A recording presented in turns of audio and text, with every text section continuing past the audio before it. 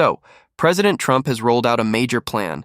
He wants to eliminate all federal income taxes, for folks making under $150,000 a year. That's huge.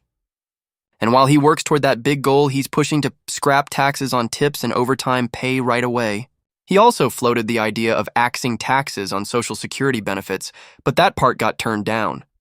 Instead, we're looking at a 4,000 boost to the standard deduction. Okay, what does this mean going forward? Well, something big happened. Just 24 hours ago. That's going to seriously impact whether President Trump can pull off these tax cuts on tips, overtime, and income under $150K. I'll break it all down in a moment, explaining that recent development and what's next. But first, if you find these daily updates helpful, do me a quick favor. Hit that like button. It only takes 2 seconds and really supports the channel. Now let's dive in. First off, if you're dreaming of a day when the feds stop taxing your income under $150,000, drop no income tax in the comments below.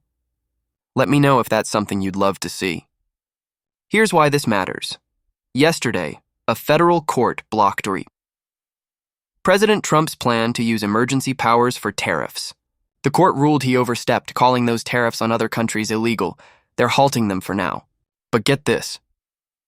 Today, Trump's team asked the Supreme Court to step in and stop those activist judges from blocking the tariffs. Why is this such a big deal? Because Trump's entire vision for zero taxes on sub-150K earners, tips, and overtime relies partly on funding from these tariffs. Here's the problem. If tariffs are off the table, how do we replace that lost revenue? One report put it bluntly. A loss of offset revenue makes a tax cut unfunded and almost impossible. Lawmakers, especially deficit hawks in the Senate, were already pushing back on Trump's one big beautiful bill. They argued it didn't cut enough spending or replace lost revenue, risking even more deficit debt. Now, without tariff cash, some worry we'd have to slash entitlements like Social Security, Medicare, or SNAP just to afford the tip overtime tax cuts. Now, is the tariff plan dead? Not necessarily.